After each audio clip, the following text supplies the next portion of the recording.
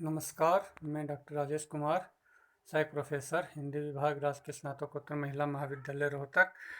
अपने आज के इस व्याख्यान में हम पाश्चात्य काव्य शास्त्र के अंतर्गत लॉन्जाइनस की उदात्त की अवधारणा या उनके उदात्त सिद्धांत का अध्ययन करेंगे।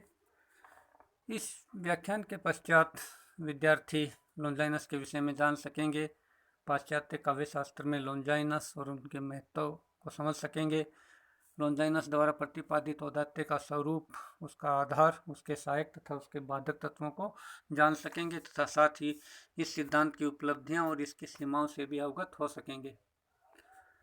तो सबसे पहले हम लॉन्जाइनस का सामान्य परिचय प्राप्त कर लेते हैं। लॉन्जाइनस पाश्चात्य जो काव्य चिंतक हैं उनकी परंपरा में एक महत्वपूर्ण विचारक हुए हैं।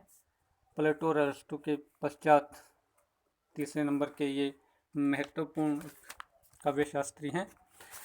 इनका जो सिद्धांत है ये एक छोटी सी रचना ऑन द सबलाइम से पेरिप्सूस का जो एक अनुवाद है उसके आधार पर इस सिद्धांत का ये प्रतिपादन हुआ है। ये पेरिप्सूस का जो ये प्रकाश में आया 1554 ईस्वी में तथा उसके बाद इसका 1652 ईस्वी में इसका अंग्रेजी अनुवाद हुआ तथा उसके बाद से ही ये लॉन्जाइनस के उदात्त की अवधारणा और उसके उदात्त सिद्धांत पर विद्वानों ने व्याख्याएं प्रस्तुत की। पेरिप्सूस से ये एक छोटी सी रचना है, 60 पृष्ठों की रचना है। इसमें छोटे छोटे 44 अध्याय हैं। ये एक पत्र शैली में लिखी गई है। ये रचना लॉन्जाइनस ने अपने किसी मित्र रोमी को संबोधित करते हुए लिखी है। इसके विषय में डॉक्टर नगेंद्र का मत है कि इसमें उदात्त शैली के आधार तत्वों का विवेचन इस रचना में किया गया है। इसके पश्चात हम देखते हैं कि लॉन्जाइनस के अनुसार उदात्त का स्वरूप क्या है। उदात्त के स्वरूप के विषय में कहते हैं कि वे संपूर्ण विषय की गरिमा को देखते हुए उनका जो प्रतिपादन होता है वो उदात्त का प्रतिपादन ये कैकलिस का उदात्त संबंधी प्रतिपादन था जो उन्होंने संपूर्ण विषय की गरिमा को देखते हुए कहा। ये माना जाता है कि यह निम्न स्तर का था। तो लॉन्जाइनस की उदात्तता का प्रमाण यह है कि उसने अपने से जो पूर्ववर्ती जो कैकिलियस जो उनसे पहले हुए उनके उदात्त का प्रतिपादन, उदात्त का जो जिक्र कैकिलियस ने किया था उसका इन्होंने गौरवपूर्ण ढंग से प्रतिपादन किया। लॉन्जाइनस के अनुसार जो औदात्य है वह वाणी का वैशिष्ट्य है, ऐसी विशिष्ट वाणी जो चमत्कार एक प्रकार से चरम उत्कर्ष, वाणी का चरम उत्कर्ष तक पहुंची हुई विशिष्ट वाणी। इसमें महान कवियों और इतिहासकारों को जीवन में प्रतिष्ठा और यश मिलता है। यानी ऐसी वाणी से महान जो इतिहासकार हैं वो कवि हैं वो महान बनते हैं और उन्हें प्रतिष्ठा और यश मिलता है। यानी उनकी वाणी में औदात्य ही एक ऐसा तत्व है जो वाणी का एक विशिष्ट तत्व है, वाणी का चरम उत्कर्ष है। इसके अतिरिक्त वे ये भी कहते हैं कि अभिव्यक्ति की जो विशेषता और उत्कर्ष, वही बात आ जाता है वाणी जब बाहर निकलती है मुख से तो अभिव्यक्ति का स्वरूप धारण कर लेती है। तो अभिव्यक्ति की विशेषता और उसके उत्कर्ष का नाम ही उदात्त है। इसी संदर्भ में उन्होंने ये भी प्रतिपादन किया है कि भव्य कविता वह है जो श्रोता को, पाठक को आनंद अतिरेक के कारण इतना निमग्न, इतना तन्मय कर दे कि वह अपना मान भूल जाए और ऐसी भावभूमि पर पहुंच जाए जहां निरी बौद्धिकता पंगु हो जाए। यानी स्पष्ट है कि लॉन्जाइनस ने व्यवहारिक और मनोवैज्ञानिक दोनों आधारों पर ये उदात्त का स्वरूप एक निर्धारित किया। इसके पश्चात हम देखते हैं कि उनके उदात्त का जो मूल कारण है वह क्या है।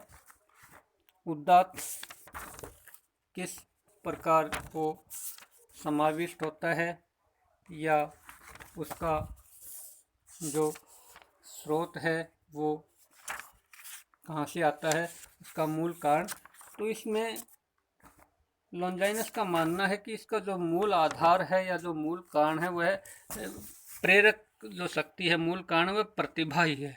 लेकिन अकेली प्रतिभा नहीं, प्रतिभा के साथ साथ नियमों का ज्ञान, शिक्षा के नियमों का ज्ञान, शिक्षा का ज्ञान, और उसके साथ साथ अभ्यास, ये उदात्ते की ही, ये तीनों ही मिलकर उदात्ते का मूल आधार बनते हैं।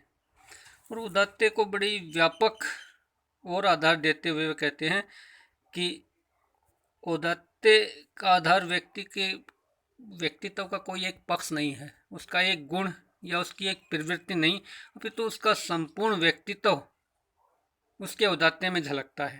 इसका मतलब व्यक्तित्व, संपूर्ण व्यक्तित्व ही औदात्य का आधार बनता है। तो इस दृष्टि से यदि हम देखें तो जो लॉन्जाइनस हैं वे पाश्चात्य काव्य शास्त्र में ऐसे विचारक, प्रथम ऐसे विचारक सिद्ध होते हैं जिन्होंने व्यक्तिवादी दृष्टि से साहित्य की व्याख्या की है, या साहित्य चिंतन में उन्होंने व्यक्तिवादी दृष्टि को अपनाया है। तो इसलिए उन्हें व्यक्तिवादी इस दृष्टिकोण का उन्हें मूल प्रवर्तक भी हम कह सकते हैं। इसके बाद हम देखते हैं लॉन्जाइनस की जो काव्य संबंधी जो मूल धारणा है वह क्या है। इससे पहले लॉन्जाइनस से पूर्व हम देखते हैं, लॉन्जाइनस से पहले काव्य या कला का जो उद्देश्य था वह माना जाता था शिक्षा देना, शिक्षा प्रदान करना, साथ ही आनंद प्रदान करना और अपनी बात से लोगों को सहमत करना, अपनी बात लोगों को मनवाना। इसके विपरीत लॉन्जाइनस ने क्या किया, उन्होंने काव्य या साहित्य का चरम उद्देश्य इन बातों से हटाकर उन्होंने कहा कि ये चरम उल्लास प्रदान करता है, पाठक या श्रोता को चरम उल्लास प्रदान करते हुए उसे वेदांतर शून्य बना देता है, यानी अन्य सभी प्रकार के ज्ञान से उसे शून्य बना देता है, वेदांतर ज्ञान से वेदांतर उसे शून्य बना देता है। ये लॉन्जाइनस का मानना था कि उनके अनुसार काव्य या साहित्य का जो मूल जो उद्देश्य है वो चरम उल्लास प्रदान करना है। इसके पश्चात उन्होंने जो उनके सिद्धांत का जो मुख्य भाग है, औदात्य के स्रोत क्या हैं या उसके तत्व क्या हैं, उसके विषय में हम देखते हैं। तो लॉन्जाइनस ने दो पक्ष बताए, उदात्त के अंतरंग पक्ष और बहिरंग पक्ष। इन दोनों पक्षों में उन्होंने 5 तत्वों का उल्लेख किया है। अंतरंग पक्ष है जो उदात्त का, उसके अंतर्गत आता है महान धारणाओं की क्षमता या विषय की गरिमा। दूसरा है उद्दाम और प्रेरणा प्रसूत उद्वेग या भावावेश की तीव्रता। अब यदि हम इस पर थोड़ा सा विचार करें, देखिए काव्यगत जो औदात्य है उसके स्रोतों के अंतर्गत सर्वप्रथम ये लिया गया है महान धारणाओं की क्षमता या विषय की गरिमा या उदात्त विचार भी इसमें सम्मिलित हो जाते हैं। तो ये उदात्त व्यक्तित्व या महान आत्माओं का प्रतिबिंब होता है इस प्रकार का की जो धारणाएं होती हैं उनमें, तो इसीलिए उन्होंने इसे पहला स्थान दिया। औदात्य का जो गुण होता है वो व्यक्ति में नैसर्गिक होता है, पर फिर भी शिक्षा, दीक्षा और संस्कारों से उसका विकास और उसका पोषण किया जाता है। उदात्त विचार महान व्यक्तियों की वाणी है, ये हमने पहले भी बताया है, वे स्वतः ध्वनित होते हैं, तो इसके लिए किसी बाह्य प्रयास की अपेक्षा लॉन्जाइनस नहीं मानते। जिस लेखक या वक्ता का जो निजी व्यक्तित्व उदात्त होता है वह अपने आप ही उदात्त विषय, महान कार्य और महापुरुषों के चित्रण में रुचि लेने लगता है और उनका चित्रण उदात्त रूप में वह करता है। तो इस प्रकार यहाँ वे यानी टी.एस. इलियट का उदाहरण भी दिया जा सकता है कि उदाहरण के लिए इलियट के रचयिता जो है होमर कवि, उनके व्यक्तित्व एवं कर्तृत्व से हम देखते हैं कि होमर की महान धारणाएं हैं, वे उनकी रचनाओं को उस महानता का संचार कर देती हैं, जिसे दूसरे शब्दों में उस महानता को ही औदात्य कहा गया है। ठीक है। अंतरंग पक्ष का जो दूसरा तत्व है वह उद्दाम और प्रेरणा प्रसूत उद्वेग या भावावेश की तीव्रता। तो इसके अंतर्गत हम देखते हैं कि काव्यगत औदात्य जो होता है वह उदात्त भाव का चित्रण है। उदात्त भाव का चित्रण काव्य में होता है, तो उसमें औदात्य का समावेश हो जाता है। लॉन्जाइनस से पहले जो लेखक थे वे या तो भाव और औदात्य की पृथकता को वो स्वीकार नहीं करते थे, या फिर उन्होंने भावावेग को औदात्य का बाधक तत्व मान लिया था। लॉन्जाइनस ने इस मत का बड़ी तीव्रता से खंडन किया और भावावेग को औदात्य का सहायक माना है। यानी भावावेग की तीव्रता वह औदात्य को बढ़ाती है, औदात्य में सहायक है। उनका ये उल्लेख मिलता है, वे कहते हैं कि मेरे विचार से जो आवेग उन्माद, उत्साह और उद्दामता से फूट पड़ता है और एक प्रकार से वक्ता के शब्दों को विक्षेप से परिपूर्ण कर देता है, उसके यथास्थान व्यक्त होने से स्वर में जैसा औदात्य आता है वैसा अन्यत्र दुर्लभ है। इस प्रकार भावावेग की अभिव्यक्ति के विभिन्न साधनों के अंतर्गत लॉन्जाइनस ने सर्वाधिक जो महत्व दिया वह परिस्थितियों को, भारतीय शब्दावली में उसे हम आलंबन और उद्दीपन कहते हैं, उनको महत्व दिया है। तो इसके अतिरिक्त भावों के चित्रण में विस्तारण और बिंब विधान, इनकी भी सहायता ली जाती है, जिससे भावों का चित्रण, भावों के यानी उद्वेग और उनका चित्रण किया जा सकता है, उनकी तीव्रता का। इसके पश्चात वे उदात्त के बहिरंग पक्ष की बात करते हुए उसमें पहला तत्व बताते हैं समुचित अलंकार योजना। तो इस प्रसंग में उन्होंने अलंकारों के विभिन्न भेद बताए हैं। वे कहते हैं कि जो विभिन्न भेदों में मुख्य भेद हैं उनके शफतोक्ति, प्रश्न अलंकार, विपर्य, व्यतिक्रम, पुनरावृत्ति, प्रत्यक्षीकरण, संचयन, सार, रूप परिवर्तन, पर्यायोक्ति, रूपक, उपमा, ये कुछ आदि आदि आदि कुछ ये अलंकारों का उल्लेख करते हैं। उनका विचार है कि इन अलंकारों के सम्यक प्रयोग से, उचित इनके प्रयोग से औदात्य की सिद्धि में हमें सहायता मिलती है। तो हम ये देखते हैं लॉन्जाइनस ने माना है कि अलंकारों का प्रयोग हमें इस प्रकार करना चाहिए कि श्रोता या पाठक को उनके प्रयोग का पता न चले, यानी केवल विद्वत्ता प्रदर्शन के लिए नहीं, स्वाभाविक रूप से, कि पाठक या श्रोता को पता ही न चले कि कहाँ कवि ने किस अलंकार का प्रयोग कर दिया है। दूसरे शब्दों में हम कह सकते हैं कि अलंकार भावावेग की प्रेरणा से सहज स्वाभाविक रूप में ही प्रयुक्त होने चाहिए। उसी स्थिति में वे प्रभावशाली होते हैं और औदात्य को का उत्पादन करते हैं, यानी उदात्य को की सिद्धि में सहायक होते हैं। इसके बाद वे अगला जो तत्व है बहिरंग पक्ष का, वे कहते हैं कि उत्कृष्ट भाषा। ये तथ्य उपयुक्त और प्रभाव उत्पादक शब्दावली श्रोता को आकर्षित करती है। ये एक सर्वमान्य तथ्य है, उसे भाव विभूत भी कर देती है। यानी ऐसी शब्दावली हो, उस शब्दावली में भव्यता हो, सौंदर्य हो, गरिमा हो, मार्दव हो, ओज हो, शक्ति हो, इन सभी श्रेष्ठ गुण उस शब्दावली में अभिव्यक्त हों, जो प्रत्येक वक्ता या लेखक के लिए स्मरणीय है। उत्कृष्ट भाषा की विभिन्न विशेषताओं के अंतर्गत सुंदर शब्दावली तो होती ही है, उसके अतिरिक्त ओज और प्रभावपूर्णता, रूपक का सीमित प्रयोग, उपमा और अत्योक्ति का भी उचित मात्रा में प्रयोग, ये भी इसकी भाषा की यानी उपयुक्त उत्कृष्ट भाषा की मुख्य विशेषताओं में आ जाते हैं। इस प्रकार जो ये भाषा के विभिन्न गुण हैं, ये औदात्य की सृष्टि में सहायक होते हैं। यदि उसमें ये गुण हैं तो वह औदात्य की सृष्टि में सहायक होती हैं। इन्हें माना गया है कि ऐसे गुणों वाली भाषा औदात्य की सृष्टि में सहायक होती है। इसके बाद वो अंतिम जो तत्व बताते हैं, वे कहते हैं गरिमामय रचना विधान। इसके अंतर्गत सबसे पहले उन्होंने सामंजस्य को स्थान दिया है, जिसे हम हार्मनी कह सकते हैं। सामंजस्य एक प्रकार से शब्दों को विशेष क्रम में व्यवस्थित करता है। सामंजस्य में एक ऐसी शक्ति होती है जिससे कि वह न केवल श्रोता को प्रसन्नता प्रदान करता है, साथ साथ एक सीमा तक उसे द्रवित करके और अपने साथ वह उसे बहा ले जाता है, यानी द्रवीभूत हो जाता है श्रोता। विभिन्न छंदों का जो आविष्कार है सामंजस्य की स्थापना के लिए ही हुआ है, ऐसा लॉन्जाइनस का मानना है। तो इस प्रकार ये विभिन्न तत्व हैं, ये किसी भी रचना में औदात्य की सृष्टि के लिए आवश्यक हैं।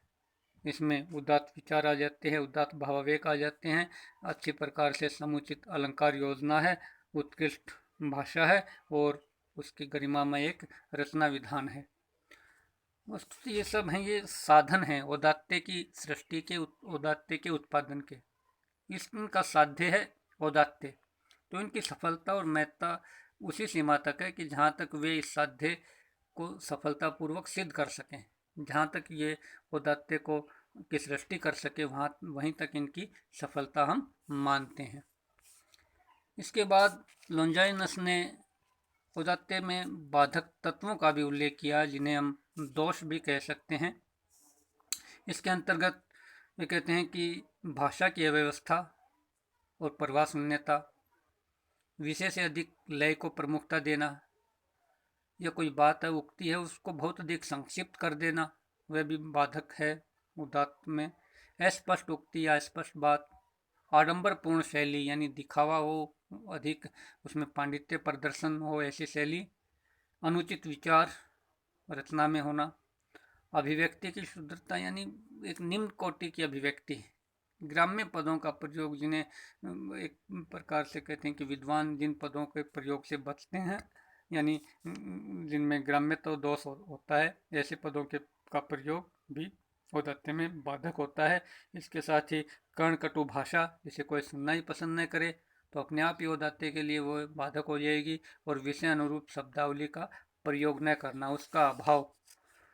तो ये कुछ औदात्य की सिद्धि में बाधक तत्वों का उल्लेख लोंजाइनस करते हैं। इसके पश्चात हम देखते हैं कि लोंजाइनस का जो ये सिद्धांत है, इसकी उपलब्धियां क्या है।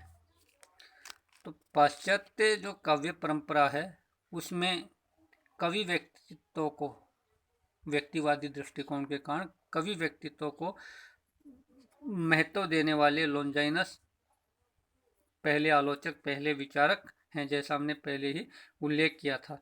दूसरा, औदात्य सिद्धांत की प्रतिष्ठा सर्वप्रथम लोंजाइनस ने ही की है, और इसमें उन्होंने कला के सर्वोच्च महत्व का प्रतिपादन किया है।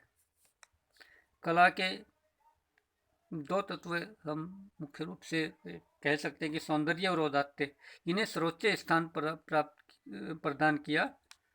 वस्तुतः आधुनिक कला समीक्षा में जो अरिस्टो का अनुकृतीय सिद्धांत है, उसकी अपेक्षा लोंजाइनस का जो ये औदात्य का सिद्धांत है, ये अधिक महत्वपूर्ण है। इसके बाद इस पर तीसरी उपलब्धि इसकी हम देख सकते हैं कि लोंजाइनस ने काव्य सर्जन प्रक्रिया के लगभग सभी पक्षों की एक नूतन, एक मौलिक, सूक्ष्म और प्रौढ़ व्याख्या प्रस्तुत की है। औदात्य को उन्होंने एक व्यापक रूप प्रदान कर दिया। उसके अंतर्गत कवि का व्यक्तित्व यानी उसका विचार, उसके भाव, उसकी शैली, उसकी भाषा, उसके शब्द चयन, उसके गुण वगैरह, वो सभी समाविष्ट हो जाते हैं। तो इस प्रकार रचना प्रक्रिया, पूरी तरह से वे रचना प्रक्रिया का उल्लेख करते हैं, या रचना प्रक्रिया की वे पूरी तरह से एक प्रौढ़तापूर्ण व्याख्या करते हैं। भाविक ने इसकी उपलब्धि में हम कह सकते हैं कि भाविकों के उद्वेलन और तजन्य आनंद, इसकी जो वो बात करते हैं, ये भारतीय रस सिद्धांत के अनुकूल बात है। ये भी उनकी उपलब्धि हम मान सकते हैं कि भाववेगों का उद्वेलन होता है और उससे ही फिर आनंद की प्राप्ति होती है। तो ऐसा ही रस सिद्धांत में भी कहा जाता है, विभाव, अनुभाव, व्यभिचारी भाव, संयोगाद रस निष्पत्ति। तो इसी सिद्धांत के अनुकूल कुछ बात लोंजाइनस इस सिद्धांत में करते हैं। इसके अतिरिक्त लोंजाइनस का जो ये उन्होंने रीति विवेचन किया है, यानी अलंकार एवं रीति सिद्धांत के अनुकूल, ये भारतीय रीति सिद्धांत, भारतीय अलंकार सिद्धांत है, उसके अनुकूल ही उनका ये सिद्धांत हमें जान पड़ता है। तो इस सिद्धांत की उपलब्धियां हम कह सकते हैं। इसके पश्चात इस सिद्धांत की कुछ सीमाएं भी हैं। देखिए, औदात्य है, उसका जो मूल अर्थ है वह है ऐसी भावना जो त्याग, बलिदान या परोपकार की प्रेरक हो, यानी नैतिक और एक उच्च आदर्श से संबंधित होता है औदात्य। औदात्य का कला से सीधा संबंध नहीं होता। काव्य या कला का हम प्राथमिक गुण औदात्य को नहीं मानते, बल्कि सौंदर्य को मानते हैं। औदात्य तो काव्य और कला का एक अतिरिक्त गुण है। इसके अतिरिक्त औदात्य केवल शांत रसात्मक काव्यों का ही प्रमुख गुण है, ऐसा भी हमने माना है। तो ये क्योंकि उदात्ते को इतना अधिक महत्व दिया, जबकि वो केवल शांत रसात्मक काव्यों का ही गुण होना चाहिए, तो इसे हम इस सिद्धांत की सीमा ही मानते हैं। इसके साथ साथ औदात्य सौंदर्य की अभिव्यक्ति करता है, उसे गंभीरता प्रदान करता है, इसमें सहायक है, सहायक हो सकता है इस सब में, लेकिन ऐसा नहीं कि हम सौंदर्य को हटाकर उसके स्थान पर औदात्य को रखते। सौंदर्य का महत्व औदात्य से काव्य के संदर्भ में या कला के संदर्भ में बहुत अधिक है। इसी प्रकार अलंकार हैं, वो औदात्य के स्रोत नहीं होते। जो उन्होंने अलंकार विधान की बात की है इसमें औदात्य के तत्वों में, तो अलंकार हम वो औदात्य के नहीं, वर्ण में सौंदर्य, माधुर्य, आनंद के स्रोत होते हैं। इस प्रकार औदात्य लॉजाइनस ने जो औदात्य का बहुत अधिक विस्तार कर दिया, इतना विस्तार कर दिया कि उन्होंने औदात्य को सौंदर्य से भी अधिक सिद्ध करने की कोशिश की, तो इस प्रकार उसका एक मूल रूप था वह ही बदल गया, उर्वश सौंदर्य का पर्यायवाची बन गया, जबकि वास्तव में सौंदर्य अलग चीज है, औदात्य अलग चीज है। तो इस प्रकार ये उनके इस सिद्धांत की कुछ सीमाएं हैं।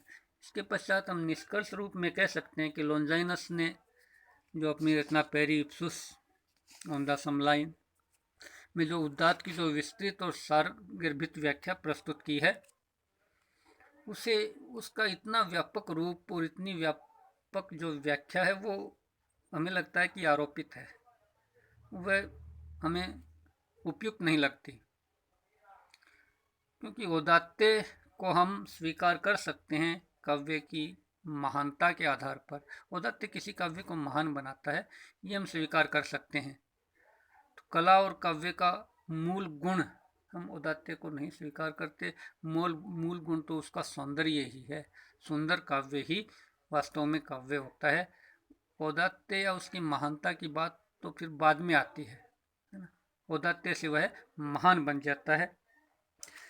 तो इस प्रकार हम देखते हैं कि अब कुछ कमियां और कुछ इसमें दोष होने के बावजूद भी ये लॉन्जाइनस का जो औदात्य सिद्धांत है, ये एक अत्यंत महत्वपूर्ण सिद्धांत है काव्य शास्त्र में।